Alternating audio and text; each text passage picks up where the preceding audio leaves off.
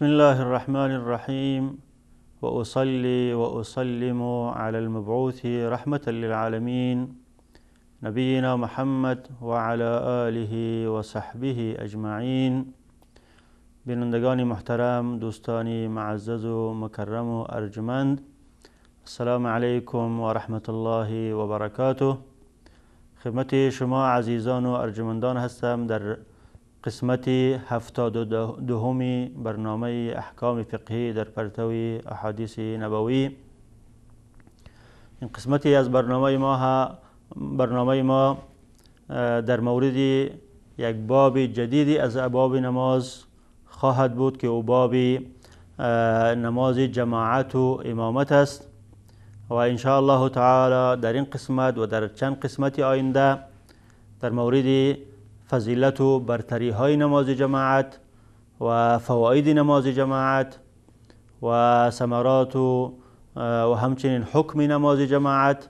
و بعد از او در مورد امامت و احکامی که تعلق میگیرد به امام و امامت در چند قسمت خدمت شما دوستان عزیز این احکام و فضائل و برتری ها را در روشنایی احادیث گهربار رسول اکرم صلی الله علیه وسلم تقدیم خواهم کرد. در مورد نماز جماعت در قرآن کریم اشارات شده به نماز جماعت که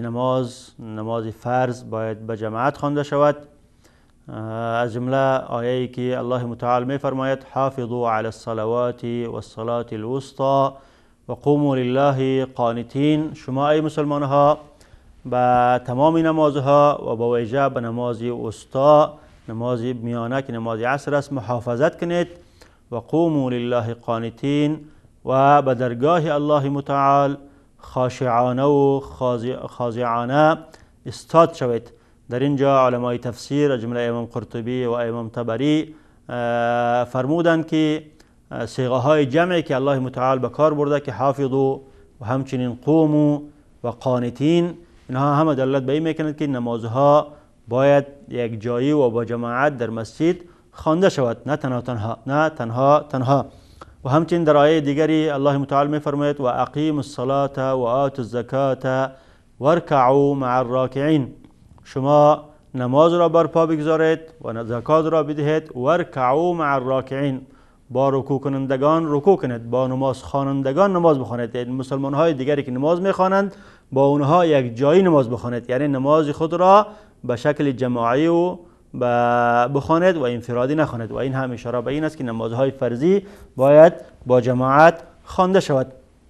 و در مورد فضیلت جماعت یا فضیلت خواندن نماز فرضی با جماعت احادیث متعددی از رسول اکرم صلی الله علیه وسلم روایت شده. از جمله حدیث متفق علیه است از ابن عمر، عبدالله ابن عمر رضی الله عنه، که رسول اکرم صلی الله علیه وسلم فرمودند صلاة الجماعت افضل من صلاة الفذ ب27 درجه. نمازی که با جماعت خوانده می شود افضل و برتر و بهتر است از نمازی که به انفرادی و تنها خوانده می شود به 27 درجه. یعنی نماز جماعت بر نماز انفرادی 27 درجه برتر و فضیلت دارد. و امام بخاری از صحابی جلیل القدر ابو سعید خدری به لفظ دیگری روایت میکند که رسول اکرم صلی الله علیه و سلم فرمودند صلاة الجماعة افضل من صلاة الفرد یا صلاة الفذ ب25 درجه. در اینجا 25 درجه آمده که رسول اکرم صلی الله علیه و سلم فرمودند نماز جماعت بر نماز انفرادی 25 درجه فضیلت و برتری دارد. و همچنین در حدیثی که متفق علیه است از صحابی جلیل القدر دیگری ابو هریره رضی الله عنه، در آنجا هم 25 جزء آمده که نماز جماعت بر نماز انفرادی 27 درجه 25 درجه یا 25 جزء فضیلت دارد. و این حدیث از علاوه بر این سه صحابه عبدالله ابن عمر و ابو سعید خدری و ابو هریره رضی الله عنه، از صحابه دیگری هم از جمله ام المؤمنین عایشه صدیقه و انس بن مالک و صهیب رومی و معاذ بن جبل و عبدالله بن زید و زید بن ثابت روایت شده است. و علاوه بر شیخین که امام بخاری و امام مسلم دیگر علما هم این حدیث را روایت کردند امام نسائی و امام احمد و امام بزار و امام طبرانی و علمای دیگری هم روایت کردند و امام ترمذی میگوید که اکثر روایت ها به 25 آمده و بعضی از روایت ها از جمله روایت ابن عمر 27 آمده و عده علما گفتند که در اول رسول اکرم صلی الله علیه وسلم نماز جماعت را بر نماز انفرادی به 25 درجه ثواب و فضیلت و برتری بیان کردن و بعد از او منت یا فضیلت دیگری بیان کردن که 27 درجه این فضیلت از او را 2 درجه دیگه هم بلند بردن و عده هم گفتن که نه این تعلق میگیره به کسی که خانهش دورتر از مسجد باشه، کسی که خانهش نزدیک بوده باشه 25 درجه ثواب میگیره و کسی که خانهش دورتر باشه 27 درجه و عده هم گفتن که این تعلق میگیره به نماز جماعتی که در مسجد ادا می شود و نماز جماعتی که در مصلی یا نمازگاه های دیگری ادا می شود. کسی که نماز جماعت را در مسجد ادا میکند 27 درجه فضیلت دارد و کسی که جماعت میخواند اما در مسجد نه در مصلی و جای دیگری نماز جماعت میخواند اون 25 درجه فضیلت دارد. و عده از علما هم قولشان این است که جماعت اگر بزرگ بوده باشد، مسجد بزرگ بوده باشد، عدد نمازخانه ها بیشتر بوده باشد، فضیلتش بیشتر است که 27 درجه است و اگر کمتر بوده باشد، مسجد کوچک باشد و عدد نمازخانه ها کمتر بوده باشد، فضیلتش از او کمی کمتر است که 25 درجه است. به هر صورت این حدیث فضیلت نماز جماعت را بیان میکند و ترغیب رسول اکرم صلی الله علیه وسلم را به خواندن نماز فرضی در جماعت بیان میکند. و همچنین حدیثی که امام ابو داود و امام نسائی و ابن حبان و علمای دیگر ابن ماجه و حاکم و امام طبرانی و علمای دیگری از حضرت ابو درداء و ابن کعب رضی الله عنه روایت میکنند که رسول اکرم صلی الله علیه و سلم فرمودند صلاة الرجل مع الرجل ازکا من صلاته وحده. وقتی که انسان یک شخص مسلمان با شخص مسلمان دیگر یک جای نماز جماعت میخواند، 2 نفر نماز جماعت میخوانند، این بهتر است از اینکه انسان به تنهایی خود نماز بخواند. ازکا یعنی اکثر اجرا، ثوابش بیشتر است از اینکه با تنهایی خود نماز بخواند. و صلاته مع الرجلین ازکا من صلاته مع الرجل. وقتی که با 2 شخص شده، یک شخص با 2 شخص دیگر که 3 شخص میشوند نماز جماعت را ادا میکنند، این ثوابش بیشتر است از اینکه 2 نفر جماعت میخوانند. و ما کان اکثر فهو احب الی الله عز وجل. هر قدر که جماعت زیاد شود همون قدر محبوب است به طرف الله متعال. و این هم فضیلت به این است که هر قدر نماز جماعت بزرگتر بوده باشد همون قدر فضیلتش بیشتر و برتر است و ترغیب است برای خواندن نماز جماعت. و بیان این است که کمترین جماعت 2 نفر است. اگر انسان 2 نفر بوده باشد باید نماز خود را به تنهایی نخواند، یکیش امام شد و دیگرش مقتدی و نماز خود را به جماعت بخوانند. و امام مسلم رحمت الله علیه از خلیفه مسلمان ها، خلیفه سوم مسلمان ها حضرت عثمان بن عفان رضی الله عنه روایت میکند که رسول اکرم صلی الله علیه و سلم فرمودند من صلى العشاء في جماعة فكأنما قام نصف الليل ومن صلى الصبح في جماعة فكأنما قام الليل كله. کسی که نماز عشا را، نماز خفتن را در جماعت میخواند مانند این است که نیم شب را در قیام به درگاه الله متعال گذرانیده باشد. و کسی که نماز صبح را با جماعت میخواند مانند این است که همه شب را در قیام به درگاه الله متعال گذرانیده باشد. پس کسی که نماز صبح را، و این فضیلت برتری است برای این 2 نماز، نماز جماعت این 2 نماز، نماز صبح و نماز خفتن، چون این 2 نماز وقت خواب مردم است و وقت ظلمت و تاریکی شب است و رفتن به جماعت در این 2 نماز مشقتش بیشتر است از دیگر نمازها. لذا فضیلت و ویژگی خاصی رسول اکرم صلی الله علیه و سلم با خواندن این 2 نماز در جماعت بیان کردند که کسی که نماز خفتن را در جماعت میخواند مثل که نیم شب را قیام کرده باشه به درگاه الله متعال، و کسی که صبح را به جماعت میخواند مانند که نیم دیگری شب را قیام کرده باشد. و این 2 نماز را وقتی که به جماعت انسان مسلمان میخواند مانند این است که همه شب را در قیام به درگاه الله متعال گذرانیده باشد. و چون این 2 نماز خواندنش با جماعت دشوارتر از دیگر نمازها، لذا در حدیث دیگری، حدیث متفق علیه که از حضرت ابو هریره رضی الله عنه روایت شده است، رسول اکرم صلی الله علیه و سلم فرمودند که این خواندن این 2 نماز در جماعت بر منافق خیلی ثقیل است و کسی این 2 نماز را در جماعت میخوانه که در دل از او هیچ نفاقی نیست، مسلمانی حقیقی و سچه است. رسول اکرم صلی الله علیه و سلم فرمودند اثقل الصلاة علی المنافقین صلاة العشاء و صلاة الفجر. دشوارترین نماز، سختترین نماز خواندن بر بالای منافقین خواندن نماز فجر و نماز عشاء در جماعت است. ولو یعلمون ما فیهما لاتوهما ولو حبوا. اگر منافقین بدانند، اعتقاد و باور داشته باشند به ثواب و اجری که در خواندن این نماز در جماعت است، حتما میآیند به جماعت ولو حبوا، اگرچه به شکلی که اطفال را می رود، به او شکل هم کسی که با اطفالی که مثلا با 4 دست و پای خود در زمین را می روند، اگرچه این شخص اگر مریض هم بوده باشد، قادر به رفتن به پای خود نبوده باشد، اگر ثواب و اجری که در جماعت نماز صبح و نماز خفتن است بداند این اجر ثواب را، باز هم با زحف و با 4 دست و پای اگر بتواند که برود این کار را میکند. لیکن چون منافقین اعتقاد به این اجر و ثواب ندارند و از طرف دیگری هم چون این دو نماز در وقت تاریکی خوانده می شود و کسی اینها را نمی بیند و ریا هم نیست، که ریا یکی از جمله عادتهای منافقین است، ریا هم نیست و نه ریای دنیوی است و نه اجر آخری با اجر آخرت اعتقاد دارند، لذا منافقین در این دو نماز حاضر نمی شوند. و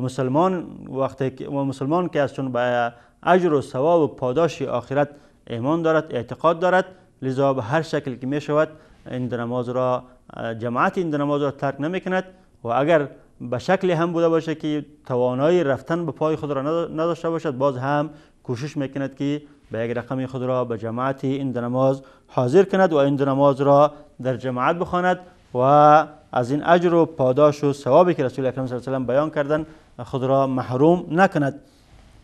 و همچنین از اجر و پاداش یا فضایلی که در حدیث رسول اکرم صلی الله علیه و آله برای نماز جماعت بیان شده این است که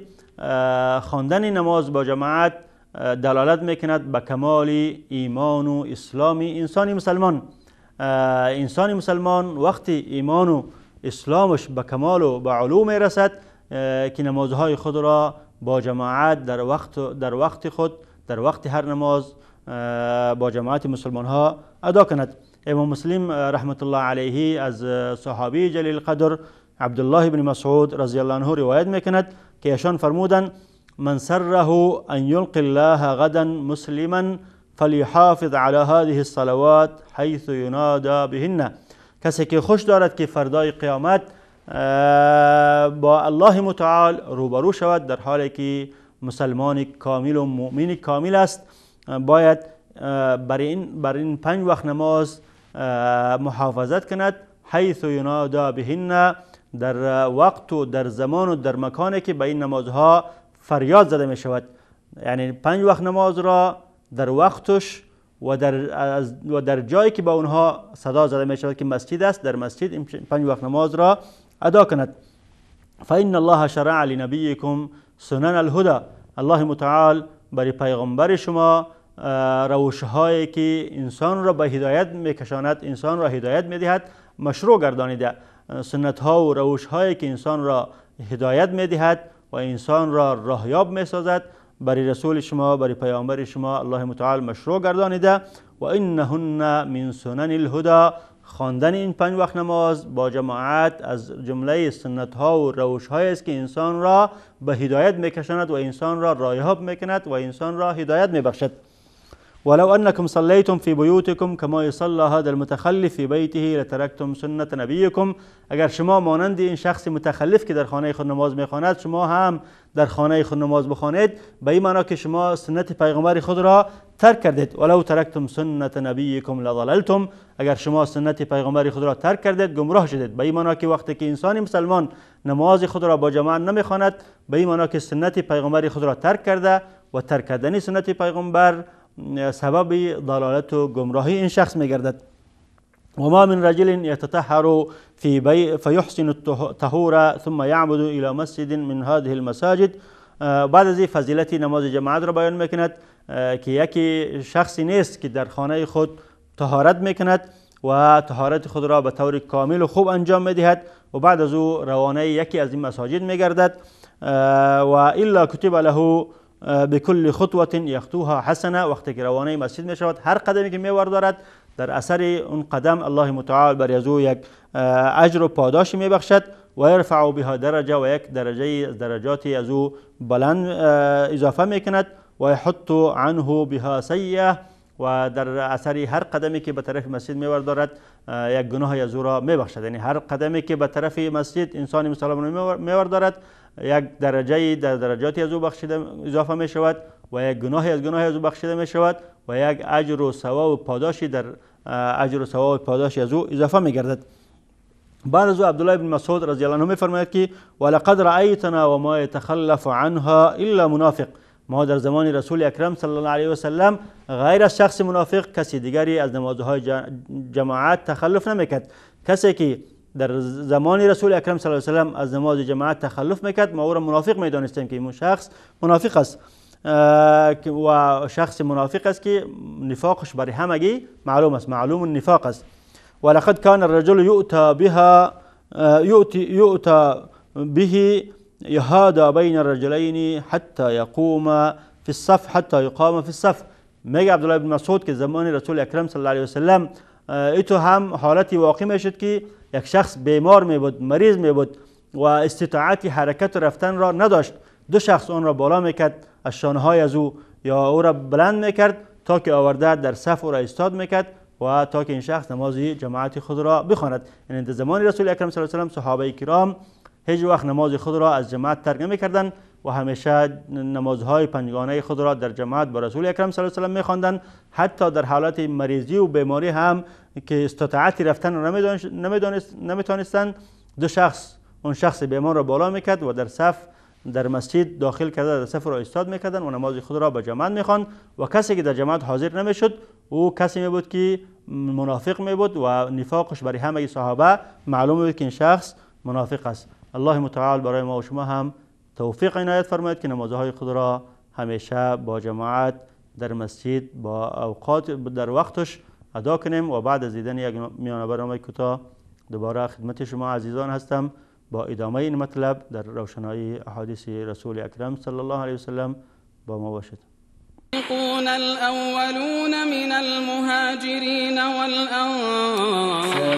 الأولون من المهاجرين والأنصار. الله از پیشگامان نخستین که همان مهاجرین و انصارند و کسانی که به نیکی از آنان پیروی نمایند راضی است و آنان نیز از الله خوشنودند و الله برایشان باغ‌هایی آماده کرده که از فرودست آن جوی بارها جاری است و جاودانه در آن خواهند ماند و این رستگاری بزرگ است. بسم الله الرحمن الرحیم. با سلام مجدد هستم خدمت شما دوستانی عزیز و ارجمند. از جمله فضائل و برتری های نماز جماعت این است که رسول اکرم صلی الله علیه و سلم در احادیث متعددی فضیلت و برتری بیان کردن برای کسی که به طرف مسجد می رود. چون کسی که به طرف مسجد می رود برای ادای نماز جماعت می رود، دیگر قصد و مطلب دیگری ندارد و هر کسی که به طرف مسجد می رود دارای رسول اکرم صلی الله علیه و سلم برای از او فضیلت و برتری های در احادیث خود بیان کردند و این هم دلالت میکند به فضیلت و برتری نماز جماعت. از جمله حدیثی که امام مسلم از صحابی جلیل القدر حضرت ابو هریره رضی الله عنه روایت میکند که رسول اکرم صلی الله علیه و سلم فرمودند من تطهر فی بیته ثم مشى الى بیت من بیوت الله لیقضی فریضة من فرائض الله كانت خطوتاه احداهما تحط خطیئه والاخرى ترفع درجه. رسول اکرم صلی الله علیه و سلم فرمودند کسی که در خانه خود وضو میگیرد، خود را پاک میکند، در خانه خود وضو میگیرد و بعد از او به طرف یک خانه از خانه‌های خداوند حرکت میکند، به طرف مسجدی از مساجد حرکت میکند تا که فریضه از فرایض الله متعال را انجام بدهد. یک فرضی از این فرایض پنجگانه که در یک شب یک روز ادا می شود اینها انجام بدهد. هر دو قدمی که این شخص میوردارد یک قدمی از یک گناه از را پاک میکند و قدم دومی از یک درجه در درجات از بلند میکند. هر دو قدمی که میوردارد یک قدمش گناه از را پاک میکند و قدم دیگرش در درجات از او می افزاید و این برتری و فضیلتی است برای نماز جماعت که انسان برای ادای نماز جماعت به طرف مسجد می رود. و همچنین امام بخاری رحمت الله علیه از ابو هریره رضی الله عنه روایت میکند که رسول اکرم صلی الله علیه و سلم فرمودند من غدا الى المسجد او راه اعد الله له في الجنة نزلا كلما غدا او راه. کسی که صبح به طرف مسجد می رود یا شام به طرف مسجد می رود، الله متعال در بدل رفتن این شخص به طرف مسجد در صبحگاه یا شامگاه میمانی در جنت برای از او آماده میکند. و ابن رجب رحمت الله علیه در شرح این حدیث میگه که چون مسجدها خانه خداوند متعال است و عادت است که کسی که در خانه کسی می رود شخص صاحب خانه برای از او مهمانی تیار میکند و چون مساجد خانه الله متعال است، وقتی که انسان مسلمان وارد مسجد می شود به خاطر ادای نماز با جماعت، مثل از که در خانه الله متعال حاضر شده باشد و الله متعال برای ازی مهمانی تیار میکند در جنت هر وقتی که این شخص به خاطر ادای نماز جماعت به مسجد می آید. و همچنین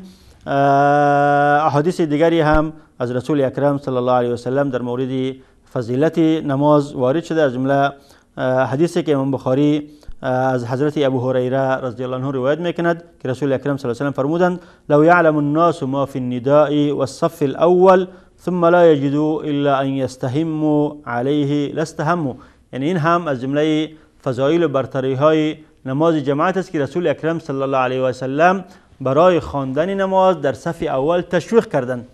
و که انسان کوشش کند که نماز خود را با جماعت در صف اول بخواند. رسول اکرم صلی الله علیه و سلم فرمودند که اگر مسلمان ها بدانند ثواب و اجری که در اذان و در صف اول است و بعد از او اگر از این اجر و ثواب و پاداش این خبر شوند، حتما این کار را به قرعه اندازی میکنند. یعنی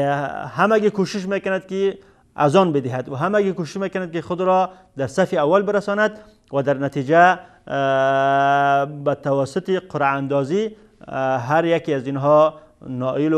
نائل میشوند به اذان دادن یا به وارد شدن در صف اول، اگر بدانند ثواب و پاداشی که در اذان و در صف اول است. ولو یعلمون ما فی التهجیر لاستبقوا الیه. و همچنین اگر مسلمان ها بدانند ثواب و اجری که در تهجیر است، تهجیر یعنی اول رفتن به طرف مسجد یا زود رفتن به طرف مسجد، که انسان وقتی که اذان میشنود کوشش کنه که زود خود را به مسجد برساند، اگر از این پاداش و از این اجر و ثواب مسلمان ها خبر شوند لاستبقوا الیه، البته سبقت میکنن در رفتن به طرف مسجد، کوشش میکنن که هر کدامشون پیش